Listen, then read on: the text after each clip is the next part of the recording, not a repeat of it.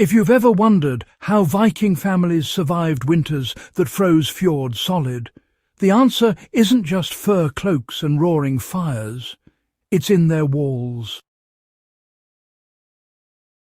Long before insulation bats, vapour barriers, or modern masonry science, Norse builders discovered a clay wall method that quietly transformed fragile huts into warm, livable homes. This wasn't accidental craftsmanship. It was survival engineering, refined over generations, tested by wind, snow and darkness that lasted half the year. In the next few minutes, you're going to learn exactly how this system worked, why it was so effective, and how the same principles can still be applied today in off-grid shelters, historical reconstructions, or even modern eco-homes. The construction process followed simple but deliberate steps. Vikings began with a timber frame set into the ground or stone footings.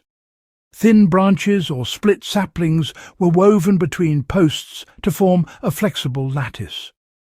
Clay-rich soil was then mixed with straw, animal hair or chaff to improve strength.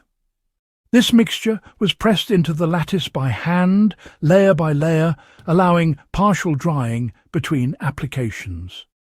Once the clay cured, turf blocks were stacked against the exterior, roots facing outward, creating a weather-resistant skin. The interior surface was often smoothed and occasionally lime-washed to reflect light and improve sanitation. Archaeological evidence shows that well-maintained Viking houses stood for decades.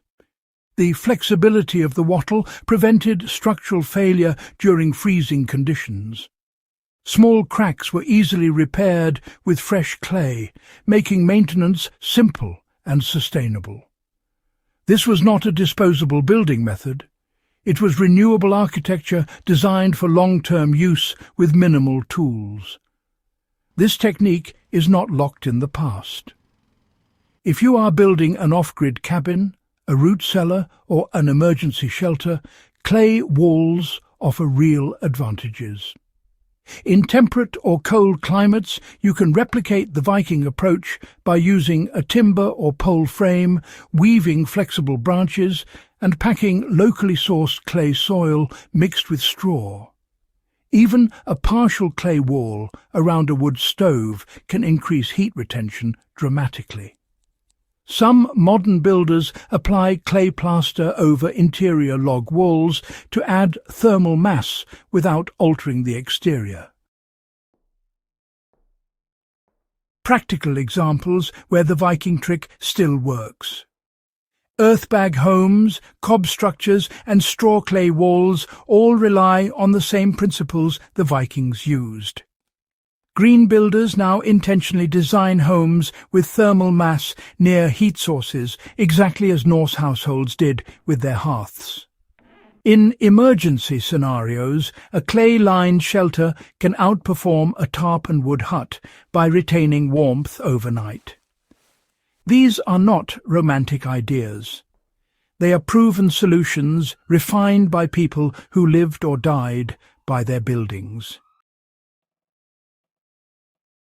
What the Viking clay wall trick teaches us about intelligence without technology. The brilliance of this system lies in restraint. Vikings used what was around them, understood how materials behaved, and built accordingly. No excess, no waste, no dependency on distant resources. Their homes worked because they respected physics long before it had a name.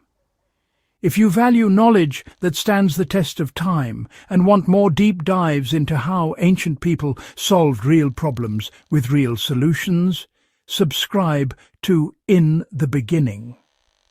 Share this episode with fellow history buffs and survival-minded thinkers, and keep these lessons alive for the future.